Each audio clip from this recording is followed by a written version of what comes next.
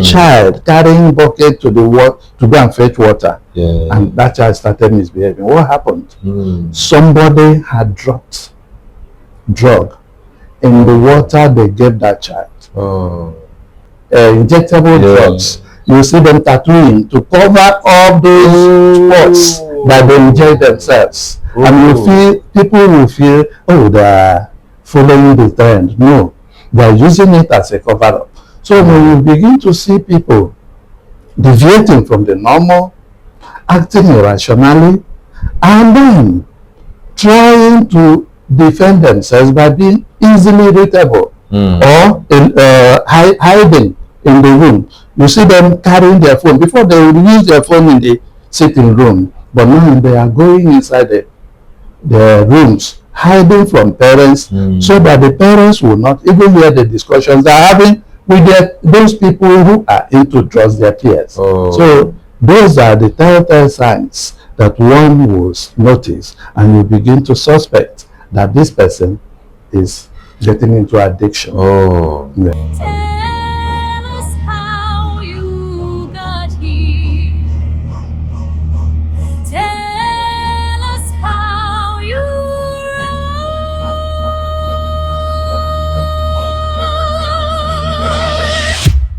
Addiction doesn't look like the guy you see in the movies. Doesn't look like that guy that has tattered clothes. It looks like your neighbor. It looks like your brother. It looks like your sister. It looks like that responsible guy, but you don't know what is going on inside. You see, addiction is so important in our society. People abuse drugs. People are addicted to substance. They are addicted to so many things I can't even begin to mention. Here with me is Dr. Mba, and he's going to be explaining everything you need to know about addiction. Please, I want you to pay attention to this if you are someone, because people get addicted to things without even preparing to get addicted to them. That's why it's important you pay attention to this so you don't fall a victim. It's also important you send these videos to your loved one, because you don't want to manage an addicted person. That's not a good place to be in. Anyway, I believe I've said a lot about this topic and I can't exhaust it. So it's important I welcome someone that can do justice to it. So ladies and gentlemen, let us welcome Dr. Mba. You're welcome, sir. Thank you so much. It's my pleasure. It's good to have you. Thank you.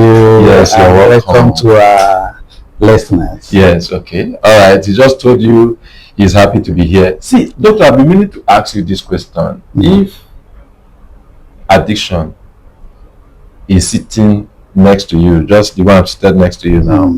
So if an addiction is seated there, what kind of personality will it look like? Will it have? If you were just to sit, let's say we are three now, myself, yourself, addiction, what kind of personality will it have?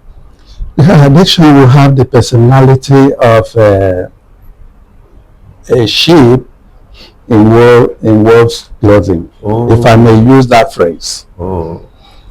It is like the proverbial thing we say, just enter, the water is not deep, yet it is very deep. Very deep. And the end of that relationship is always harmful. That is one thing about the person called addiction. He comes like a friend, and he begins a simple joke, a simple discussion. Let us enjoy ourselves. And then at the beginning, he looks real. But then as time goes on, he now takes over and shows off his character, overcomes his friend, manipulates his friends, and will not allow that friend any rest anymore. And then the friend now begins to struggle to get out of it. But yet, the harm has already been done and is still continuing.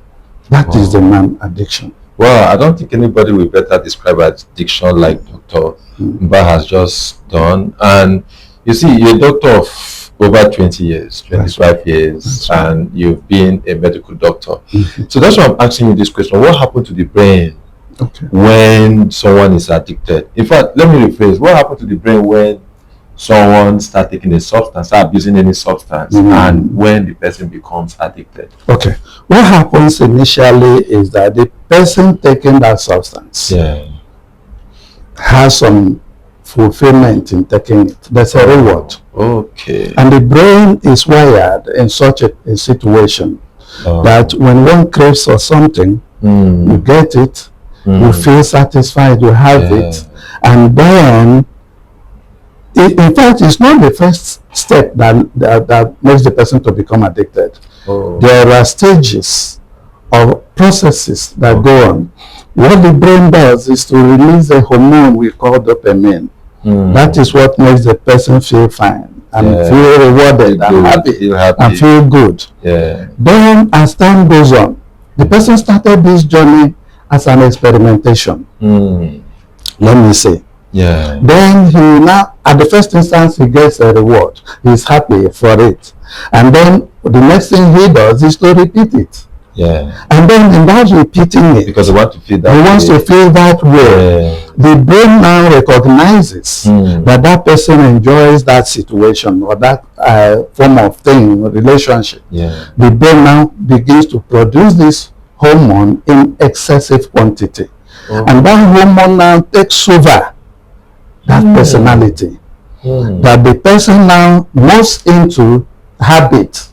It becomes habit. The person sees it as a normal life and something, and at a point, he now begins to question himself, or neighbors begin to ask him questions. In that level of habit, oh man, we are doing something we don't understand. If he himself becomes a little normal at a point, that substance is not using it, he would also want to stop.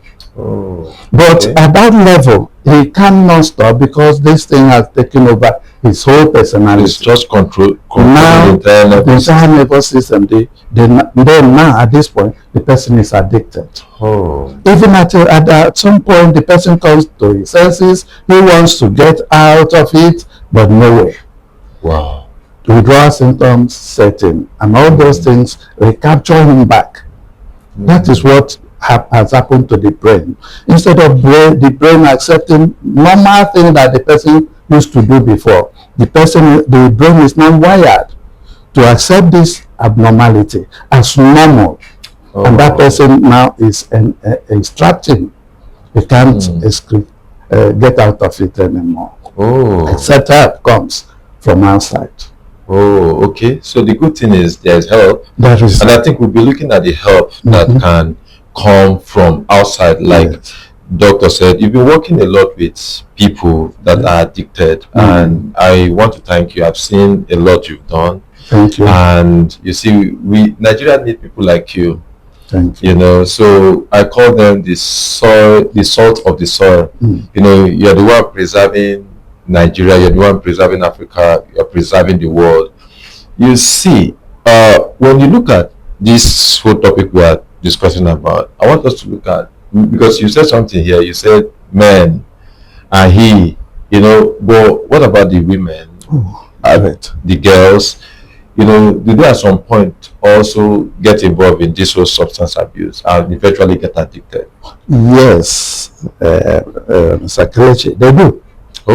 It's all encompassing. It doesn't discriminate against sex. In fact, because the women are the weaker ones, we protect them. We don't go all out even to put our searchlight on them, but it happens that we put our more searchlight on the men, because those are the ones that are outgoing. And they are the ones that beat people more than the women. But unfortunately, as it is today, they are almost running in pari passu. Because now in a girl child, when they go out there, especially in schools today, they discuss with their peers, and then they tend to accept what their peers are telling them in the school, because that is the age at which they are. The brain at that point accepts everything. That is why when they now come back from school, it's also important that parents begin to look at what the type of life they are leading. Because at this point they will begin to deviate from the normal as a child. And if they're not corrected at that level, they grow up with that, and that becomes part of them as adults. Okay. What happens in men is that men want to man it. Okay. They don't speak out They will easily. I'm a man. Yeah. They don't speak out easily. But the women, because of also their physiology, they are weaker. Okay. At a point, you will see them crying. Oh. And they are giving away what is inside of them. Yeah. But the man, you will never see him cry. Instead, he will face you. You are trying to find out what is happening inside of you. He will attack you. Either attack you, or he will not begin to be elusive. He will not want to come and discuss with you as you would have been discussing with him before. So that is the aspect that is very difficult for parents to discover in men, but in women, in the girl child, it is easier. So that is why we use the word he more than she. But not that the she are not in it, they are in it. And they're also looking for how they can come out of it. Okay. Yeah. So what's the personality of someone that is addicted to any of this substance? Okay. Can you take your time to describe the personality? Yes. So that the reason I'm asking this question is so that any parent out there will also watch out for their child. Any neighbor out there will also watch out for their child, so that collectively we can really solve this problem. Yeah. That's a good question, because most of the times they tend to cover up. Okay. But what the most important thing that one notices in anyone that is an addict is that there's a change in the overall character of that person. Okay. Either the person now becomes distant from the family. Before he will come and you sit down and talk, but at this point he doesn't want to stay around. Also, the person may become very irritable. Small things that he stomached before. Now if you say it, he flares up. Oh, you just go from 0 to 100 in seconds. And begins to attack. And in that attack, he's trying to defend himself. Not that he's doing it because he loves it, but he's trying to defend himself. Then the person may also become the sleeping pattern changes. You may wake up in the night and that person is still awake, doing what? Nothing useful. So at that point, because of lack of sleep, the next day he may miss school. And then we look at their performance in school. They have started depreciating, they have started going down. Those are telltale signs that something is happening, something stronger than this child is happening to that child. That is when parents, that is when friends should come up and begin to ask him. And in fact, before they can release any information to you, you must come with empathy. Because that's another thing that drives them underground. Yeah, because I was heading there. Yeah. You know, how do you get them to open up? Yeah. How do you get them to open up? Let me finish out with how you can understand their personality. The next thing is that those things that gave them joy before, they will stop doing them. For instance, the young man would also sit down and watch football, for instance, with the dad. At this point that is addicted, those things don't count. They are quite useless to him. So those things they love, they'll start avoiding doing them. And again, outside of doing such, you see that their personality will change. They will become unkempt. For some children, before they used to appear neat, you see them coming out unkempt. They don't comb their hair. They don't, even to brush their teeth becomes difficult. You see them wearing dress that is off the way, color, rioting, and all those things.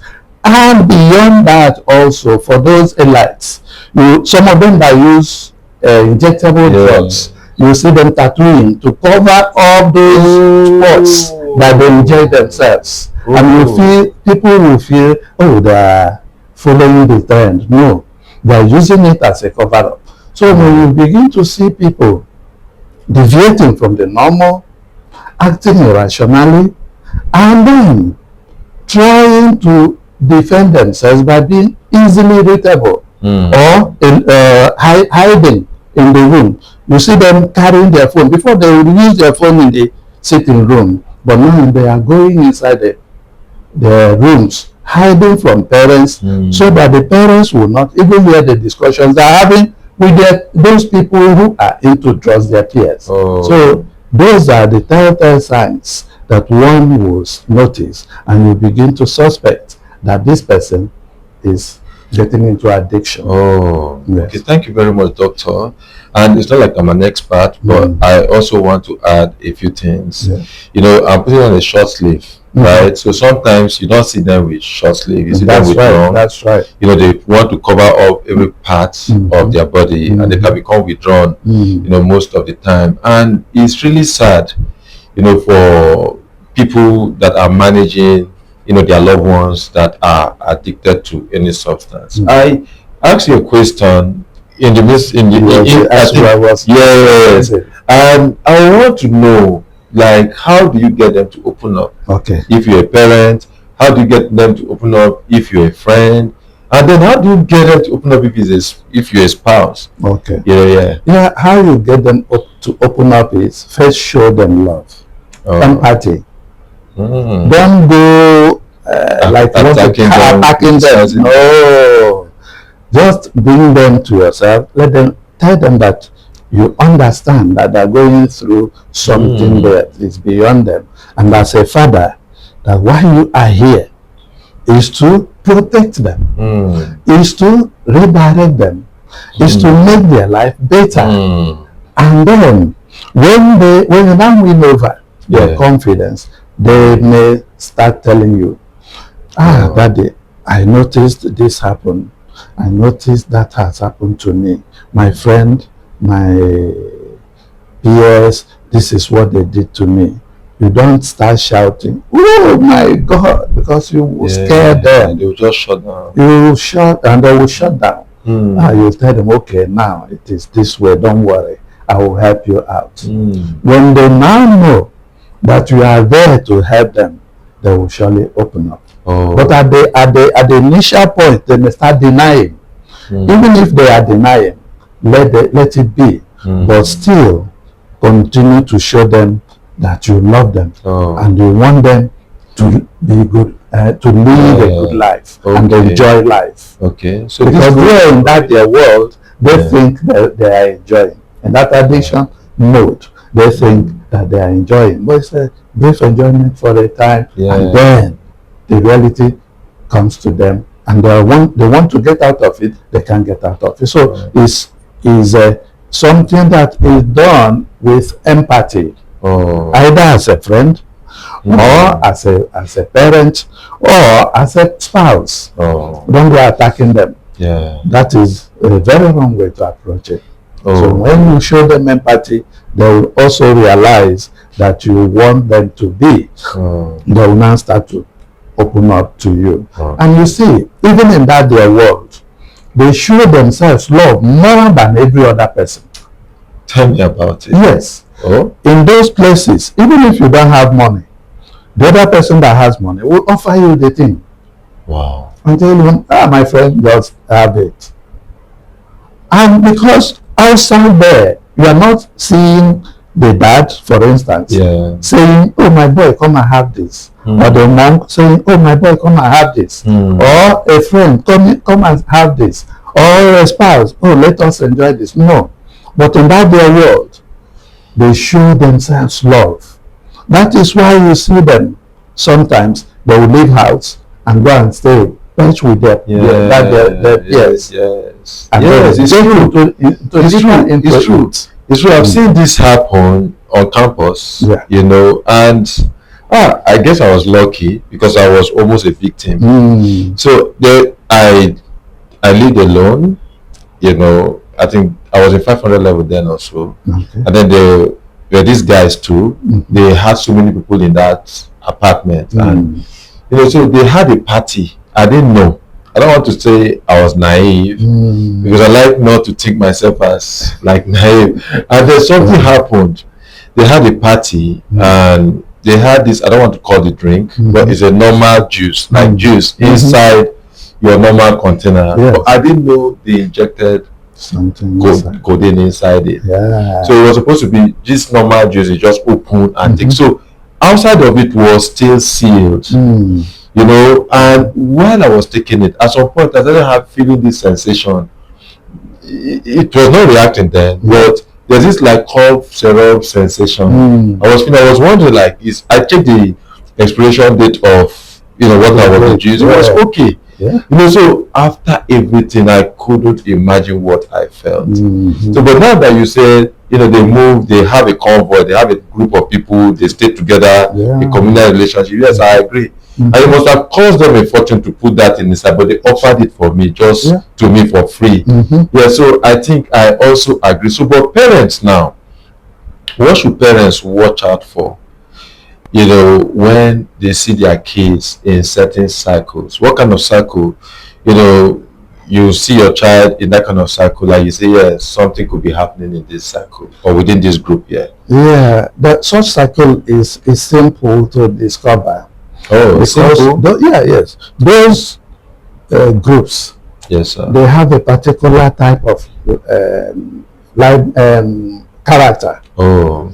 They will come out, they will make noise, some of them. Oh, they're very noisy. They are very noisy. Some of them are very quiet. Oh. When they come into a community, they are very quiet. But in that their quietness, a little trigger to bring out that bad character in them. So when you notice your child is moving with those boys, bad boys, in fact the community also picks them and label them. Such bad groups. In fact, I know when I was growing up, my parents would warn me not to associate with a particular set of people.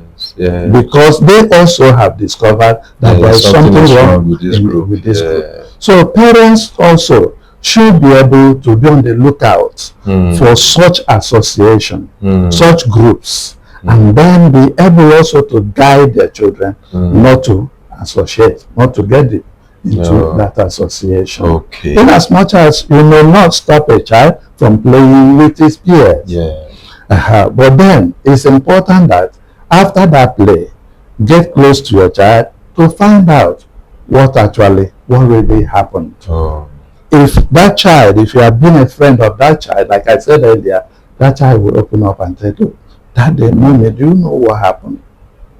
I will bring in my children after school. I will ask them what happened in the school. Well, just playfully. They will download everything that happened in that school. And I'll start. This is true. That's true, because there's a reason I'm laughing. And I'm laughing because you see, when that thing happened that night and the next day, so I remember I told my mom about it. And for a man, it looks like common man. You should be able to stomach it. But that's because we were close, so we could tell each other certain things. So it's important for you to be close to your child so they can open up to you. You see, before I ask you this question, the age, that parents should start watching out for. But I also want to reiterate some of the things the doctor said, and so everybody that's watching this will learn. Remember, what doctor said is, doctor covered the personality of an addict as individual and as a group. So you should watch out if your child, if there's a drastic change in what they do, what they usually do. There's a move, from being quiet to being noisy and being loud, and from being normal and loud to being very, very quiet. Then a parent should begin to watch, the child. And then if also there's a change in their dress sense, in their fashion, they want to cover part of their body, every part of their anatomy. They are not just being decent. Okay, they could be injecting substance and they don't want you to see it. And then if they have tattoo on their hands and certain places, you should watch out for those things. And then so there could be red flags. And then as a group also, you should begin to also watch out the behavior of that group. Things just escalate from 0 to 100 in seconds, or the group unusually quiet, not usually quiet now, unusually quiet. When you begin to sense this, you want to remove your child from that group, even if it's a religious group, even if just name them, just remove your child from that group. Thank you very much. So at what age do parents begin to get worried? Because I have kids, but I'm not worried because my oldest is 7, right? So I'm not worried. But at what age should we begin to be worried or get concerned? Yeah, you see, if you say at a particular age, it may not be the norm because something may have started happening earlier. But yes, like I said, this addiction is a behavioral violation. Yeah. Now, that child, even in school now, in some primary schools, they're doing drugs. Wow. I'm telling you. So, Primary in school? primary school, they are. Some of them will come and share cake, share biscuit, and those things are laced in them. So one should not say, because it's of this age, start from that age probing. But in your probing, I want to just keep in this. Yes. I want to ask you this question. What's the youngest patient, let me call it, or victim you ever received as the youngest addict? I think that's the word for it. Yes. So I don't forget this question. Okay. Yes. If I will answer that question, I will say that for these younger ones to be addicts is difficult if the eyes of the parents are on them. Okay. But what happens is, once a while, they may misbehave. Of course, misbehavior in teenage is normal, but it is condition attached. Okay. Maybe somebody has done something to get him annoyed. Of course, that is normal. But I have seen in my village a child carrying bucket to go and fetch water, and that child started misbehaving. What happened? Somebody had dropped drug in the water they gave that child. And that child started, and then people gathered to beat that child. I said, no, we must find out what happened. It was when that child recovered, they poured water on that child. It was just rolling over. When that child recovered, the child now began to express what happened. So under that situation, it can be anybody. But at that point, that child also need help. Yes. Because something has been deposited in the inside of that child. So, but mainly now, today, it is from the secondary school to the university, tertiary institution. So at whatever age your child has attained to be in that cadre of study, please keep an eye on them. Yes. Okay, so keep an eye on them. So let's go to the kind of substance they abuse, because I've had some ridiculous substance, unbelievable ones. I've had gums, I've had certain kind of faces. What kind of substance? Can you list, just take your time to list some of them? The common one in our environment is one alcohol. And it's easily accessible. It's easily accessible. And there's no law. There's no law against it. Don't worry. They will put a caveat in the television. Drink responsibly. You must be 18 before. Nobody is following all these things. Doctor. That must be. You see, there is a video going viral of a young boy that went to a club and ordered drink, and then ordered drink to the tune of 9 million or thereabout. Can you imagine? And so didn't deposit any money. They went to the house, to the boy's house. But if you look at that boy, I don't know. Initially, I thought the boy was more than 18, but people were commenting and said they know the boy is not up to 18. So what should happen in this case? We'll come back to this, but what should happen in this case? Is the boy not a victim here if he's less than 18? Of course, he's a victim. Okay. But then I would say it is also the offshoot of lack of parental control. Obviously, yeah. It is an offshoot of it. Yeah. But never mind, when we get into how they get it involved, Okay. So we will look at okay, so we will look at that. yes. Yes, as alcohol there. Okay. Then simple codeine that is in cough syrup. Yeah. Simple codeine that we use to take care of pain. Yeah. It's available everywhere. So that is another drug of addiction. Then let's talk about this one, cannabis, the one we normally refer to as Igbo. That one is also everywhere. In fact, in one street in my area where I reside, you see people puffing it up, walking along the street. So that is another drug of addiction. Then methamphetamine is also coming up. Yeah. Because what happens that is just, they call it Nkurumiri. Yes. I can't say what the other names are in the other languages. But this one is simple, a tablet you put in water. And it dissolves and turns like, it looks like water. Then they will drink it. And the unfortunate thing about this one also is that after doing that havoc and the person recovers, the person will deny ever doing that because that person did not know it. He or she did something. It's like something took over that person. Instantly. So methamphetamine is another drug. Cocaine is there. Yeah. Heroin is there. Then the prescription drugs also, as I mentioned, codeine, pentazocine is for pain. What we use it is to help people who are going through severe pain.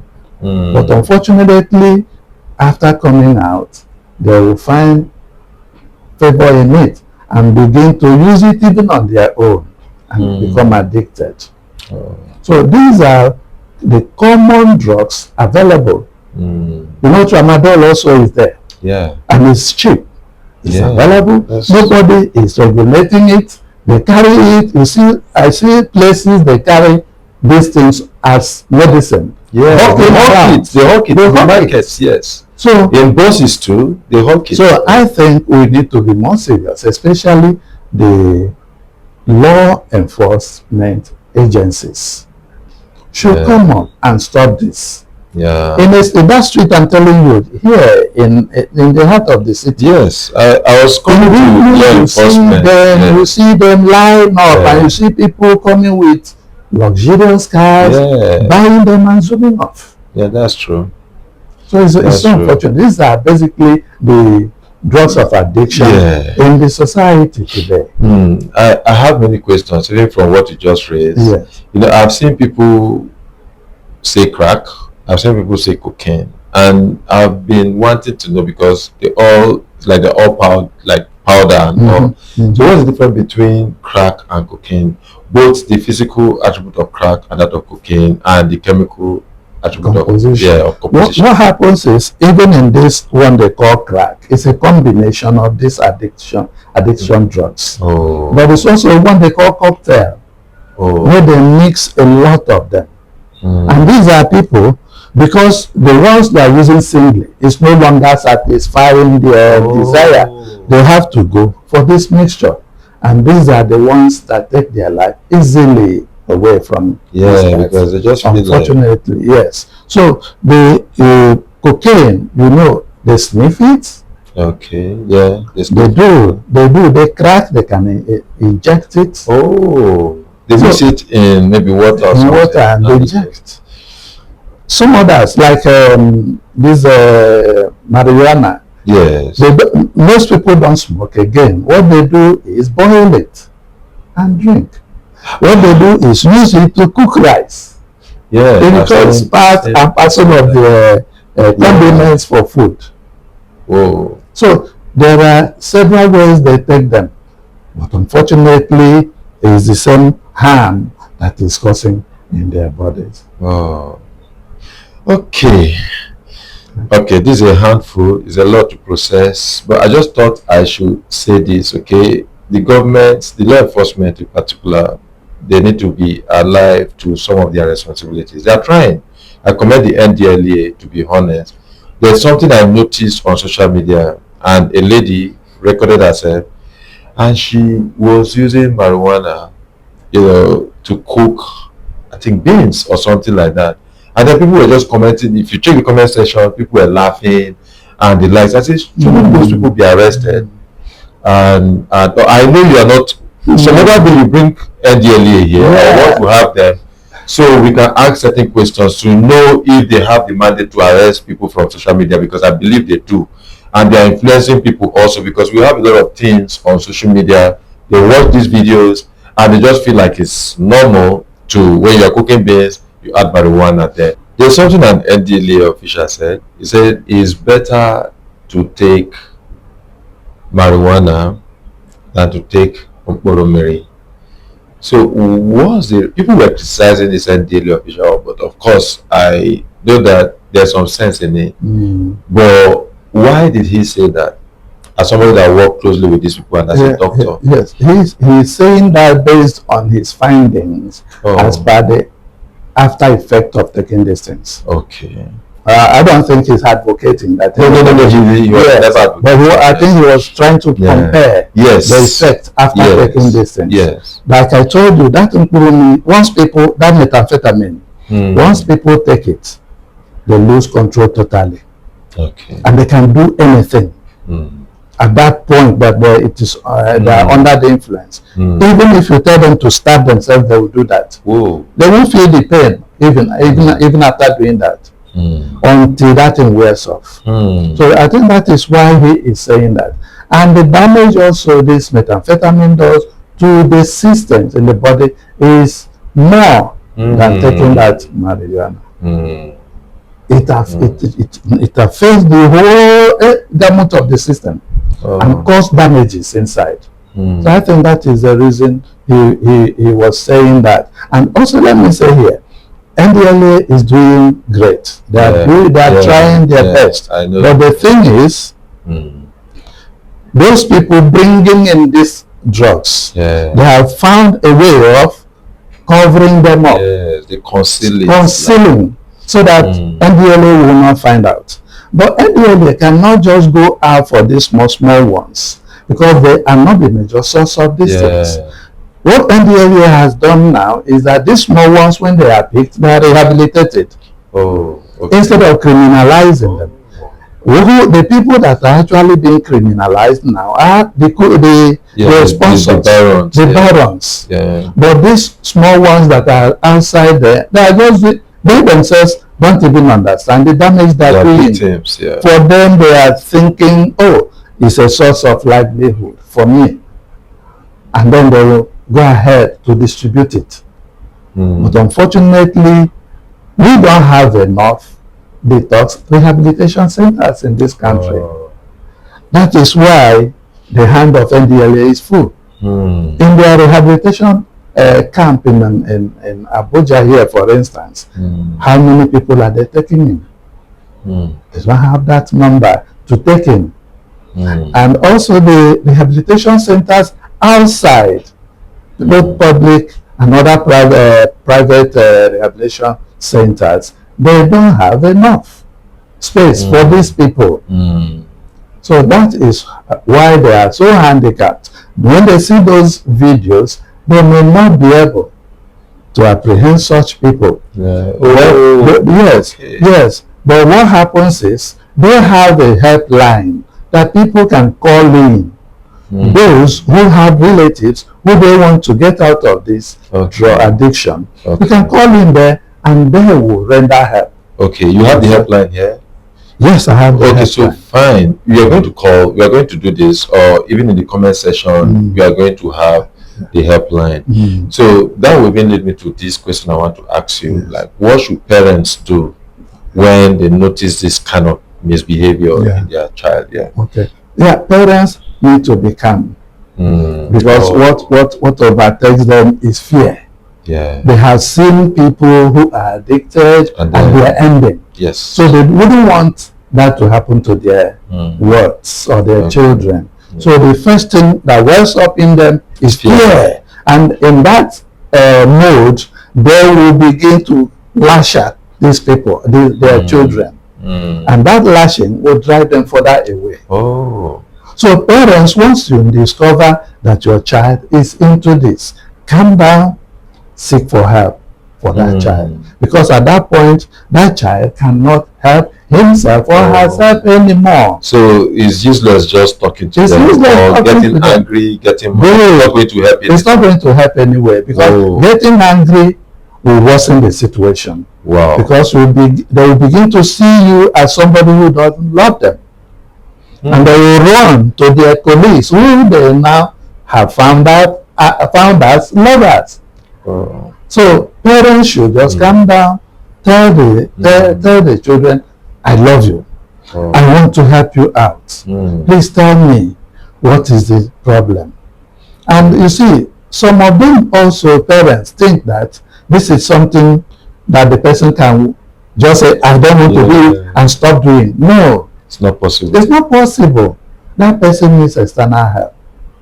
That is why the parents will tell you, you see, he's a grown-up. I have trained him in school. I have spent all this and spent all that. Why is he doing this? I have told him to stop. He is not stopping. Because the parents themselves are ignorant of the fact that there's something that has taken over their child. That thing has to be rooted out of that child for that child to be free. Even some of them, they are ready to stop the addiction, but they can't. They can't help themselves. They can't help themselves. I listened to a testimony of one of them the other day.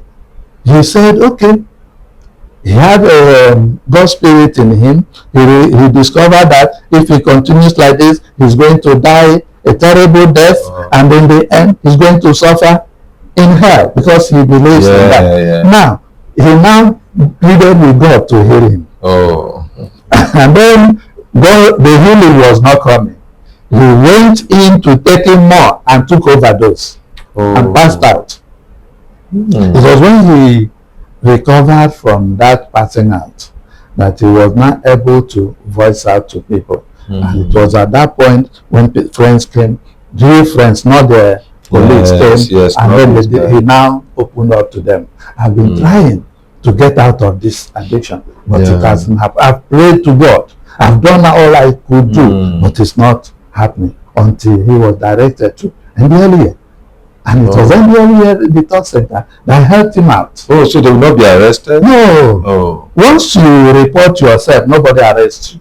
But you will be offered help as much as is possible. And what's the cost? The cost now is borne by the parents, because the government, as it were, we are still living with them, provide help for these people. And health insurance does not cover that.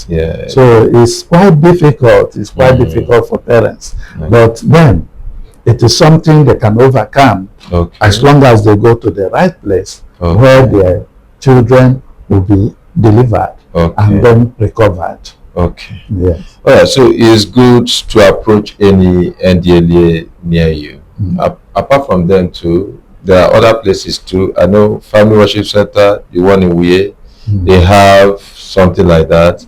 And there's one in Kaduna, not from Family Worship Center or NDLEA, but they have a rehabilitation center in Kaduna. Some of them will be quite expensive. I know the Family Worship Center one is free, and it's not religion or anything, so you can go there.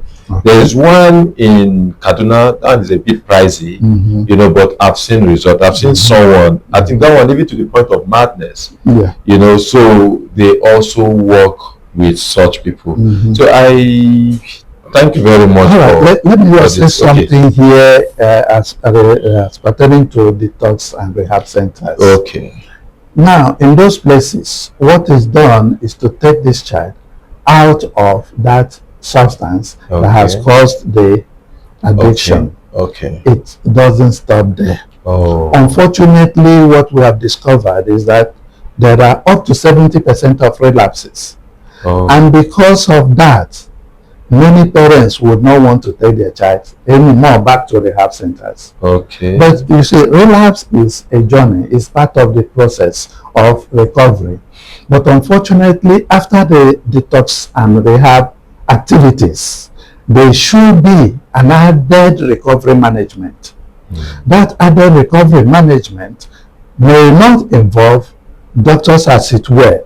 There are what we call recovery managers. Okay. I want to cut you here because there's a way I want to phrase this question. Okay. I want you to put it in a chronological order. Okay. Like what happened in rehab centers? What happened if they want to rehabilitate someone? Somebody. Yeah. So a parent will know from the time the parents takes the person there to the point when the doctors take over to the point when the person is discharged. Yes. I want you to explain that is great because that is what should be done.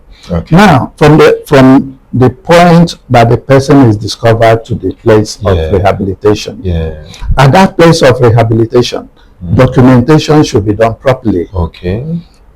What has this person taken? Because that is what will determine the line of action that should be taken, that should follow. Okay. Apart from focusing on that individual, find out his peers, where does he frequent and go to. Okay. From when he got involved in this addiction. Yeah. Find out, that is also key. Then coming to family, the family members have to be also documented. They have to be also trained and carried along the processes. Okay. Otherwise, whatever is done there will be a mess because they will go back to that family and just nullify and just continue their normal life as it was before. Yeah. So that is why in rehabilitation and detoxification, parents or guardians have to be carried along, and they should also make out time to visit them regularly in that place. Okay. Then at the point of discharge, what people discharge others on is that he has become sober. Sobriety alone is not enough. His mood has changed. Yeah. It's not enough to discharge this person. You must get that person's commitment towards not going back in the first place. You must get the parents' commitment towards making the environment fertile for him to continue this new life he has chosen and not go back to the old life. So these are things that have to be done. The environment, the parents have to be tutored on how to take care of this person, because as he comes back, there will be stigma. Stigma from family members, stigma from the community. But it takes the parents, the guardians, to still encourage him to move on. And that thing will not count against him anymore. So these are things that the rehab centers must do. Pre-admission, on admission, post-admission. Otherwise, the person will go home and come back in the next 2 or 3 weeks. Okay, and that's even leading me to this question. I don't want to mention the stats, so it doesn't discourage any parents from taking their child to any of these rehab centers. But why do people relapse? You know, after undergoing this treatment, and then they just relapse, and it looks like they are starting from zero. So the question is in twofold. So what happened when they also relapse? Do they get worse than they were? You know, and all right. What happens? The process that leads to relapse is when this person begins to forget what he had gone through before. Okay. And then the triggers that brought him into it earlier begin to surface. Because those things, the triggers don't go away easily. And then at that point he's getting these triggers, he hasn't anybody to fall back to and for her. Because at this point that he came out from the rehab center, the parents now celebrate and say everything is over, it's fine, but it's not yet fine. There was a young man that was at discharge some time ago. He went back to the family. Then in that family he was staying alone. And then during a celebration, his friend came and said, okay, we have seen that you are now fine. Let's go out and slaughter the meat for the celebration. That was how they led him out, and then they reintroduced him. Just relapsed. He relapsed. And then as he relapsed, fear took over his life. He became very afraid because he now knew that he's going back to the previous suffering he had gone through. So he became sleepless, and then he became very agitated, and he has to be brought back to the rehabilitation point. At that point, we begin to talk to him and let him understand that it's the journey that he's passing through, and he will overcome it. And that is how he calmed himself down. And that is how, if you now discharge him again, we will get him a number to call. If at any point in time he's experiencing the trigger trying to push him back, let him call so that we can talk to him. Otherwise, the person's condition becomes worse than before.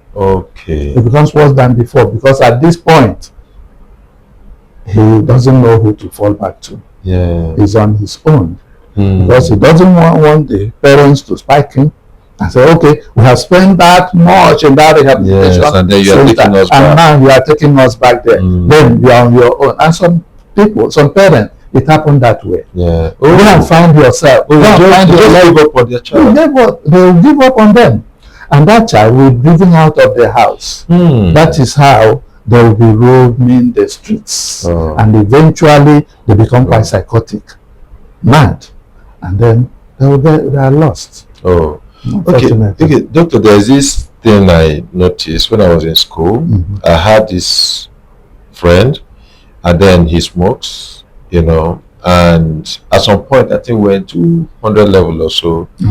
He stopped, he quit, stopped smoking, and he didn't smoke for a semester. And then when we came back, we saw him smoking. Now he became a chimney. Of course. Now, if he was taking like maybe 5 cigarettes, he was doing 1 pack a day. So in terms of quantity now, what happens when someone relapses? What happens when the person relapses? Respect to quantity, respect to quantity is that at this point, his level of tolerance has become high.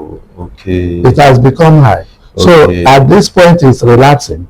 That is adding to it. Like if it had been 1 deck, it's now 2. And then start adding 3. That is how, for him to become satisfied again, so you need to increase the threshold. You see them taking much more quantity than they used to take before, and that one will also result into them also spending much more money. The money even they don't have, they will spend more. When they don't have, that is how they will learn how to steal. That is how they will learn how to do some other bad things just to get money and satisfy that crave.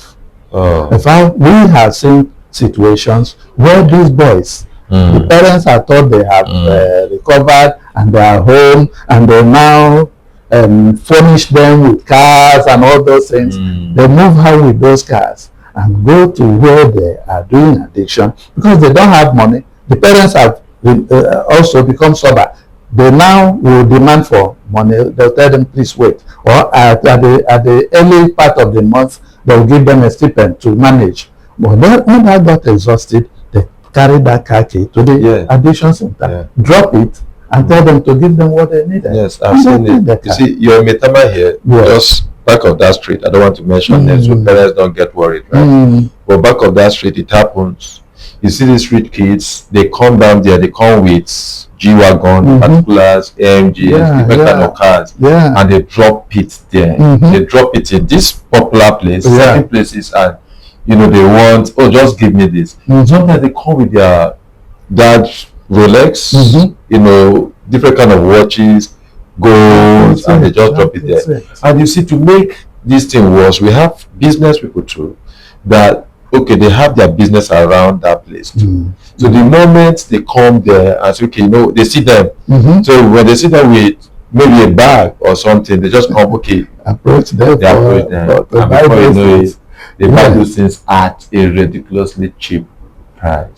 You see, what is making these situations to fester is because these people are children of the bourgeois, the society. That's they wouldn't want the exposure. They don't want they cover it. And in that process of covering it, the situation worsens. Oh. And again, even if you're a law enforcement agent, you want to go and get them arrested. Once you get to the police station or whichever place, the dad will put a call through. That's true. And you hear, release him immediately. He will be released and he goes back to that old nature, unfortunately. And he will recruit other people because people want to associate with the bourgeois. Especially the Gen Zs of today.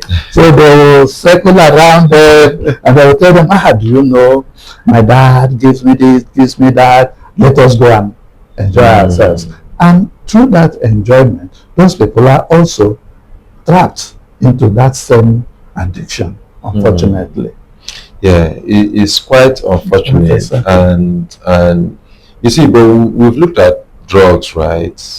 When people abuse drugs, but what about habits? Oh, that's another egg, another part of the leg of addiction.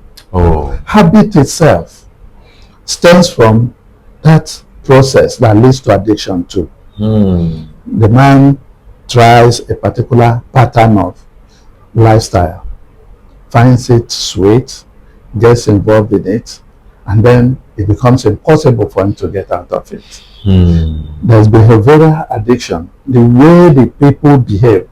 They tell you it's habit, but it has gone beyond habit. Habit is just a step into addiction. And when that happens, you see these people, they cannot come out of it anymore. They'll say, oh, it's my habit, you see, I even with truancy, my family, because he has noticed. Now, probably because it's from the family that they imbibe those type of habits. The dad is irascible, easily angry. The boy grows up and imbibes such attitude. And will tell you, even in my family, you know, my dad, he behaves this way. So it's normal. For them, it's normal. But it's not normal. It's an addiction that they needed to be brought out of it. It may be emotional. Small thing, the boy becomes emotional, he starts crying, he starts whipping up sentiments. It is an addiction. And then it may be relational.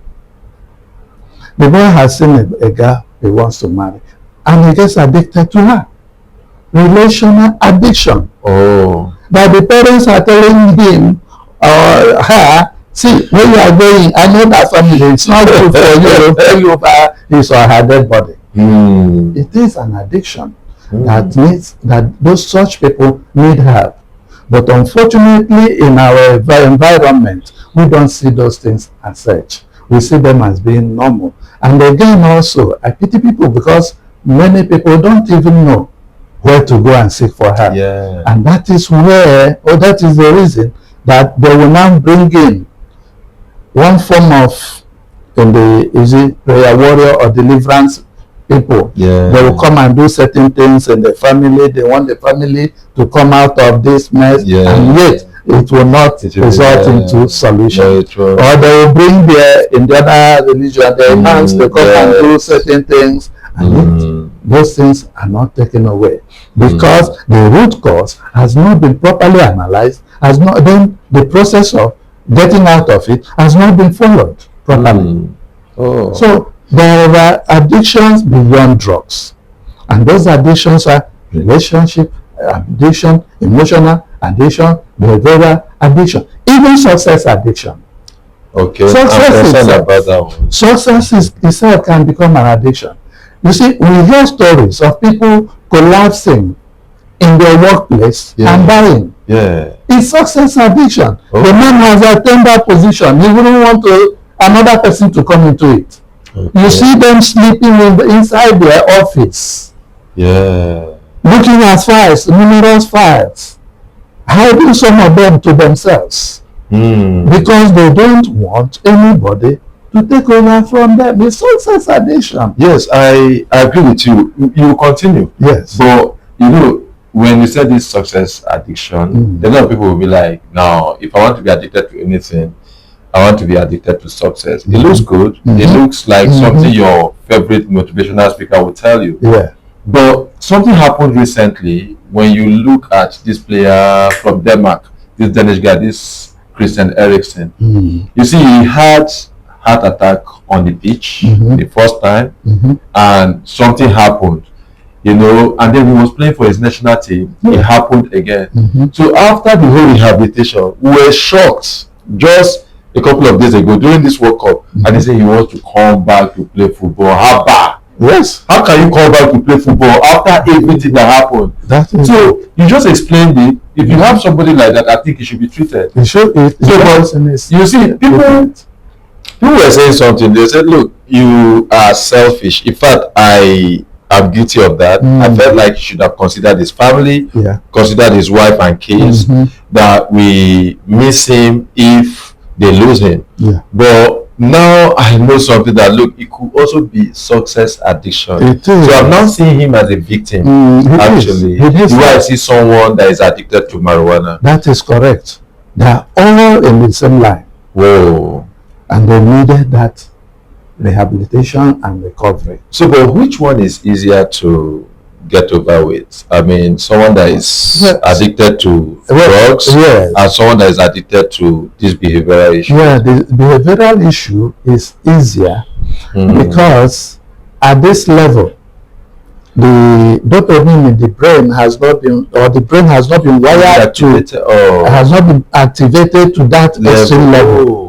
Unlike drugs that will act fast. So this one, the person can still be brought back. You see, ambition is something we have control over. But if ambition gets beyond the point that you are in control, it becomes a control over you. It is now addiction. And that person needs help to get out of it. Otherwise, that thing will consume him. Okay, so for people with good work ethic and people who study, people who just proper ethic now, at what point should they start becoming concerned? Yeah, at that point that work is all you think about. You don't consider every other person around you. When that begins to happen, then something is going wrong. It is time for intervention. I know of a professor who developed what we call insomnia. Insomnia is problem sleeping. How did it start? It started from school. A bright person, he wants to maintain that level of excellence. So by midnight, he wakes up to read. And as this continues, the brain got wired to that point.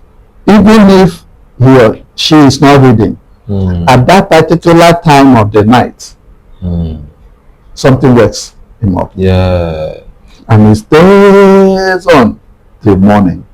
It became a problem that the person starts looking around for help, and prescription medicine was given.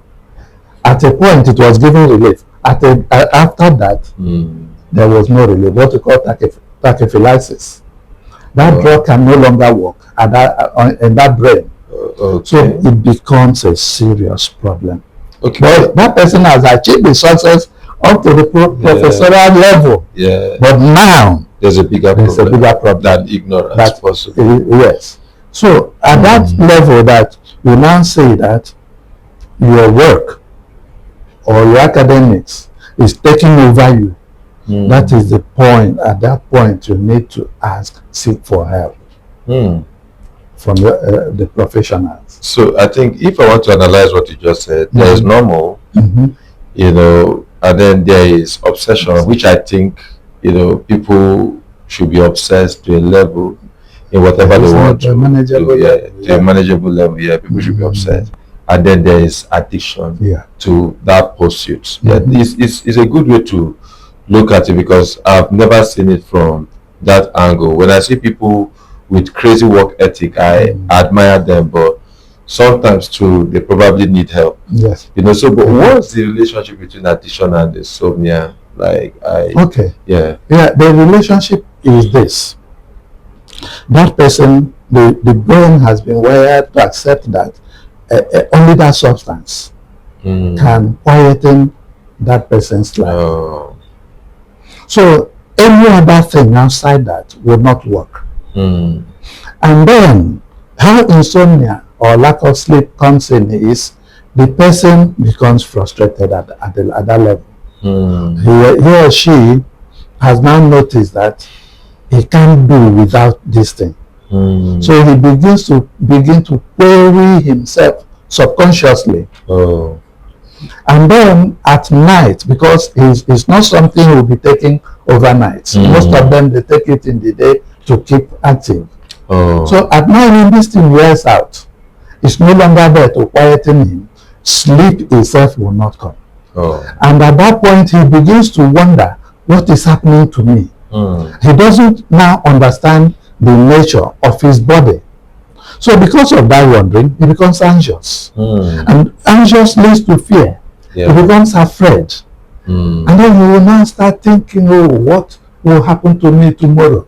And in that line of thought, time is going. By morning, he sees himself, he has not slept. And most of them, that is why in the morning, you see them falling asleep. In school, they fall asleep. At work, they are falling asleep. Their productivity decreases. Yeah. So that is the trajectory that it follows. That's a sad trajectory It's if you ask me. But now, we've said a lot about this, but what is the hope? Is there any hope? Oh, there is hope. But then the hope is born out of the fact that that person has realized that he needs help. Oh, it must come from the It person. must come from the person. It's internal now, It's not internal. external. Yes, it's internal. Because if you are doing it, if it's something you want to force on the person, it may not work. That person has to be taught to the level of understanding that this condition is not good for him, it's causing him harm, and he also understands it. And then also understand that there is help that there's something that can be done to take him out of it. Yeah. It's just like somebody has headache, for instance. That person realizes he has headache. He now moves to see a medical doctor. And the medical doctor now asks him questions to find out the root cause of this headache. And tests are also done to find out the root cause of this headache. And then take care of that root cause. Otherwise, the person will go and be taking analgesics and nothing will happen. In fact, the situation will worsen. So this is the same thing here. This person has come to the point that he's no longer in control over this thing that he's doing. And then decided, oh, what can I do? Let me seek for help. And then he talks to either the dad, the mom, the spouse, or the good friend, the close family friend. And then I say, this is the time to take that person to the hospital. Because a doctor that understands his onions will be able to make at least a peripheral diagnosis that this person is under influence. And then be able to refer appropriately to the experts that will handle this situation. So that is where it starts. And then let me also say that the help will come by reason of the person being sick. Because the drugs make them sick. We may see them vomiting. The person will come and be complaining of headache, terrible headache, that has refused to go. It's only when you probe further that you will realize that that person is using something. Because I have seen them in the clinic. They will come in, this malaria, I can't go. That's how they will describe it. Until you begin to probe and find out how long, what have you done? The person will now tell you. You now say, okay, oh, fine. You'll be fine. And then try to win over this person. It is at that point that you begin to ask, do you smoke? The person will deny initially. Okay, you put it another way. Is there anything you are using to help yourself keep strong? That is when they will tell you yes. Okay, because I have seen a young man. He is addicted to shisha. This in the smoke. He came in and was complaining of the symptoms. And I asked him, do you smoke? He said, no, that he only takes shisha. Oh, I said, it's not okay, bad. why do you take shisha? He said, the shisha makes him feel well. Mm. You see, that is, You feel good. he feels good Yeah. taking it. And it is at this point we began talking about, do you want to get out of it? Mm.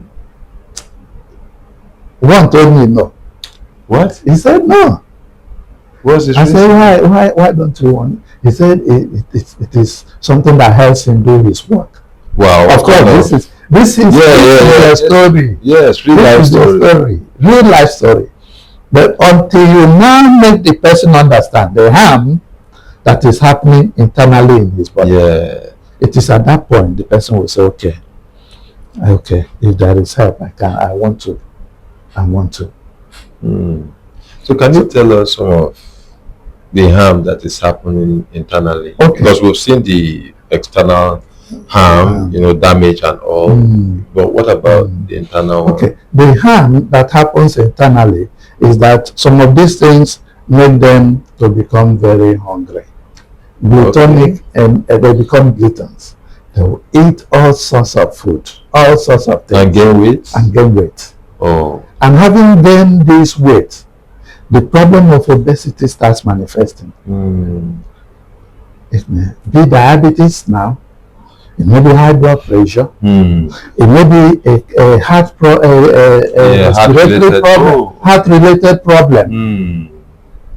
So when these things are happening, in fact, one of them, some will go into having kidney disease because they have been living on such drugs. And then when you now that is why when they also come in, you have to run all these tests to be sure that no harm has already been done in the body. And if there is, you also treat them together. Okay. So it is not just the physical manifestation, the internal thing that also happens, destruction of organs in the body. Then that is how we get them out of it. There is help. People should not die in silence. In addiction, silence is not golden anymore. It is now time to speak out. And speak out to the right people. That is when the help comes. Yeah.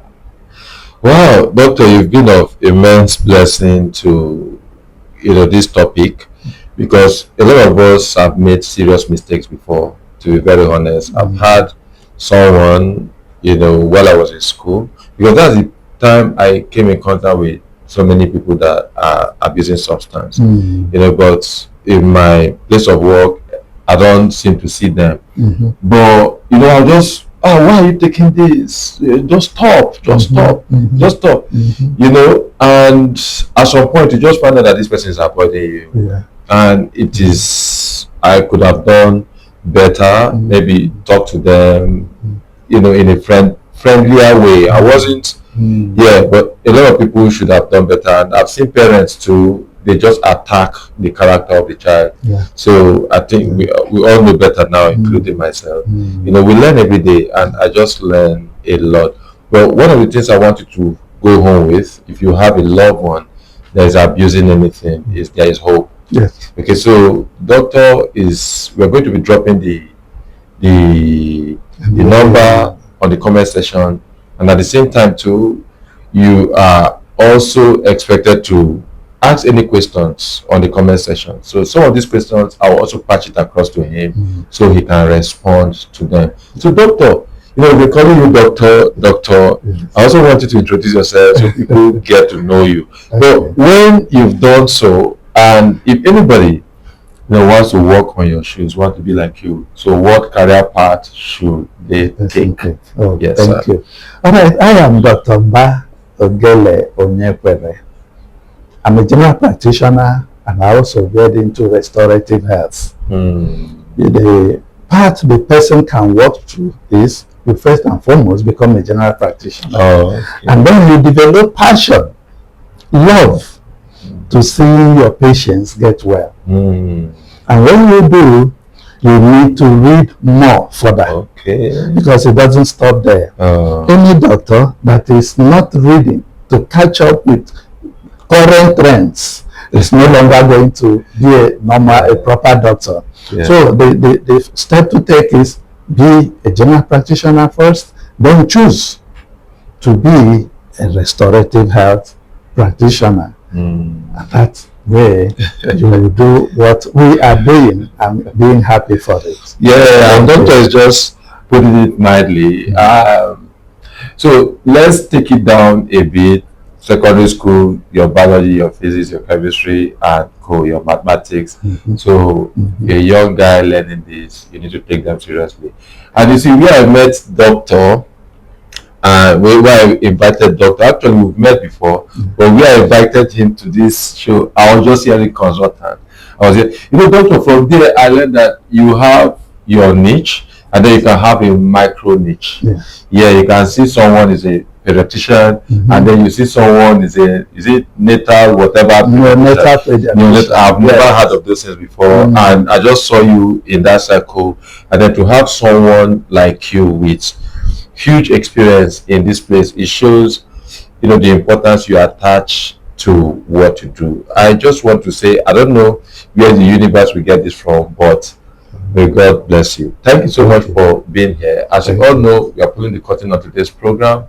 I want you to feel free to ask any question you want to ask on the comment section, and trust me, I'm going to patch it across the doctor. And it's also on our YouTube too. He will be following some of your questions if you have any, and we are going to be asking them. We care about your health. I want you to also care about your health. If you've not started abusing any drugs, any substance, stop. Don't attempt it. There's something they call, I don't want to mention colos, but there's this one I'm looking for, brownies. Okay, before you take any cake, you need to just check the person that is giving you. It's better you avoid them. If you're in any party, avoid those things. Avoid certain drinks. In fact, avoid certain circles also. You won't be taking them or needing to avoid them if you are not in those circles in the first place. You see, we are passionately concerned about your health, because you see, if you are not healthy, you can't blossom. If you're addicted to any substance, you can't study, you can't work, you can't function as a human being. And that's why we are very much concerned about it. But I'm leaving you with this: there is hope. Don't suffer in silence. Until we meet again, my name is Kelechi Kocha. Ciao, bye for now.